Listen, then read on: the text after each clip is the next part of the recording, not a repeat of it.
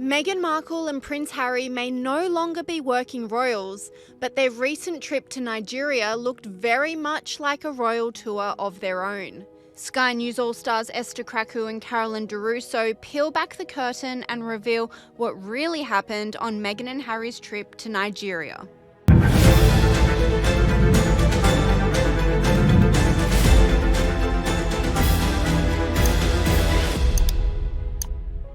Meghan Markle and Prince Harry have concluded their highly anticipated tour of Nigeria, but many are still wondering what the purpose of this tour was. Sky News All-Star Kinsey Schofield explains. Now, let's talk about the Nigerian tour that's underway. Harry and Meghan, I don't know if this is a royal tour. They're not working royals. Are they? Well, they're not politicians or pop stars. What exactly are they doing touring Nigeria in the first place, Kinsey? Allegedly, they're courting Nigeria for a future Invictus Games, but it's just all a bunch of PR, right? I mean, you've seen Meghan's dramatic wardrobe changes throughout it, her insisting that this is her country. Thank you for welcoming me to my country. Sky News All-Star Esther Kuru agrees, saying not all Nigerians were happy with the taxpayer-funded jaunt. You know, we have to remember this was on invitation from the Ministry of Chief of Defense Staff in Nigeria, which is the highest post you can hold in the military. And they were meant to be talking about Invictus Games. And then she goes to give a speech at the school. She hosts a Women in Leadership conference. Harry's talking about mental health.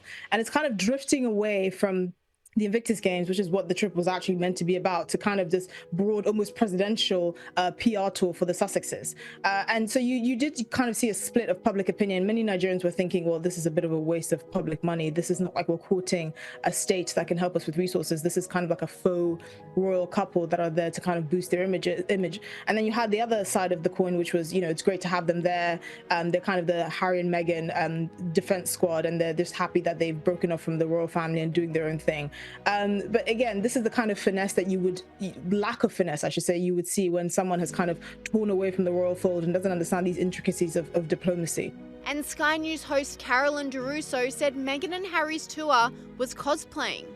It was a royal tour without the royal tour, she said. No doubt it's great to see them out and about and trying to make a positive impact. I have no doubt of their good intentions so far as that is concerned. But like the video said, it looked an awful lot like a royal tour. This also didn't escape the attention of Vogue, or Tatler, or the Daily Telegraph. It's the royal tour which isn't the royal tour, or as entertainment reporter Peter Ford described it, the Audi version of a royal tour. Sad. And this is the point. If you don't want to be a royal, that's totally fine. Go live whatever alternative life is your preference. But go easy on the use of your titles, regal insignia, demanding your children be granted their birthright titles, demanding taxpayer-funded security, and trotting around the planet cosplaying royal tours. If you don't want to be a royal and you don't want the duty and responsibility that goes with it, then please spare us all the performance art. Meghan Markle was slammed relentlessly in the media for claiming she undertook a DNA test that proved she was 43% Nigerian, and then referring to it multiple times throughout the trip. Never in a million years would I understand it as much as I do now. Being here, right? Being here. And what has been echoed so much, really, in the past day by men and women alike is, oh, we weren't surprised when we found out when you were Nigerian. Oh, no. And I say that mostly as a compliment to all of you, because what they define as a Nigerian woman is brave, resilient, courageous, powerful, beautiful. Esther Kuru slammed Meghan Markle for drawing so much attention to her genealogy test, claiming it comes across as shallow. I'm puzzled by something from the Meghan Markle and Prince Harry tour of Nigeria. It's a tour of Nigeria and what's looking like a royal visit. And Meghan Markle has declared there that Nigeria is actually her country. It was just found out from genealogical tests that she's 43% Nigerian. And this is odd for me, at least, for several reasons, and not just because her father is white and her mother has some white ancestry too. So how did she get to the 43%? But anyway, joining me is Esther Krakue, writer, columnist and broadcaster. It's great to see you. Look, the issue here is not just that most of Meghan Markle's ancestry actually comes from Europe, or that she was raised in America by her father. It's, to me, trying to claim that you're of a country that none of your supposed ancestors have seen in hundreds and hundreds of years. At what stage does she say, for instance, she's American and home there? Well, this is sort of diplomacy a la Meghan, and it's actually something that you tend to see a lot with African Americans when they come to parts of particularly West Africa, and they do a genealogy test and they say, look, I'm 16% Cameroonian or whatever. I happen to have done a genealogy test and I couldn't have been more Ghanaian if I tried. But the question is, how does this stuff like this land, and does this actually work? So the royal family, for instance, have done many tours. The late Queen herself did many royal tours, and she couldn't go to every single country and say, I'm 1/16th Gabonese or I'm 1/7 Finnish or anything like that. You have to find other ways to connect with people, and actually learning about the culture, understanding how people live, the challenges that the country face. That's a stronger connecting point than saying that you're 43% Nigerian. I mean, I agree with you, the maths there just doesn't add up, but I don't think people want to delve too deep into that because it's her truth and you don't want to get in trouble for that. But I think it's more the question of this is a kind of blunder you would expect when you're doing that form of diplomacy by herself. Esther Kuru adds Meghan Markle needs to use more than a DNA test to connect with Nigerians.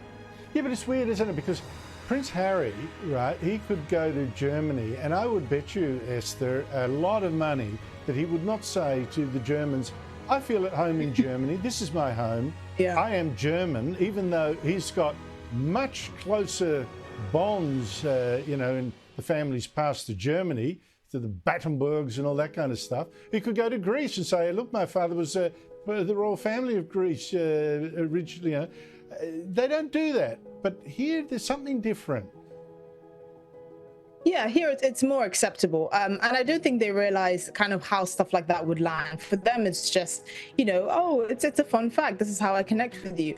Look, I grew up in Ghana, and there was no shortage of people like Meghan coming over and saying, look, I'm 1/16th Ghanaian. And we generally used to ask, okay, do you know anything else about Ghana? Do you know how people live? Do you know anything about the languages, the food, anything like that? I think that's a stronger connecting point, actually learning about the people and treating them as full human beings, as opposed to, treating your heritage as some sort of fetish. But again, this is something that I wouldn't hold against her because it's very common and it's kind of like a bit naive.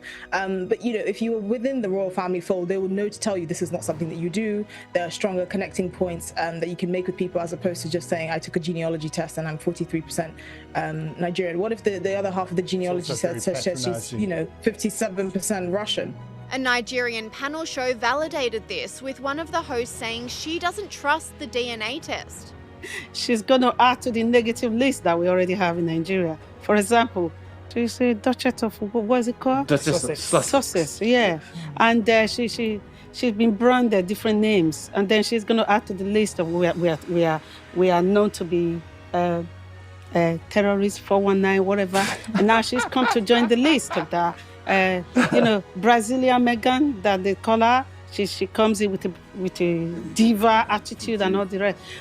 No, I don't. I'm not proud. You're not proud. But rather, I'm more curious as to why she chose to be a Nigerian. I like her for who she is, but she hasn't added value to Nigeria as a country. I'm more interested in what this DNA thing that they said they did, that she's 43%. I mean, I don't know. I don't trust it unless I am convinced. I was really shocked. I was like, why Nigerian? Out of all states or country, she chose Nigerian. And how far is that true that she is actually Nigerian? 41%? 43%. 43%. I don't understand, You want to see the proof? Yes, definitely. Okay. Her actions tells me she's not a Nigerian. For example, if a Nigerian girl were lucky enough or whatever, marry into the royal family, I think she would know what to do. I think she would have respected her in-laws, because that's the way we were cultured. We have aunties, uncle, we have extended family. She would have respected her extended family. And before a Nigerian woman would have earned the queen's love and respect that she will start cooking jollof rice within the royal families. And I believe the Queen would have been eating jollof rice before she passed away. But Sky News digital reporter Riley Sullivan says Harry and Meghan's Nigeria tour could backfire on them because, unlike a royal tour, as a guest of Nigerian government, the couple won't have full control over their image. Harry will depart London and head straight to Nigeria with his wife Meghan Markle for their unofficial tour. Why are some royal experts warning that this trip could actually backfire?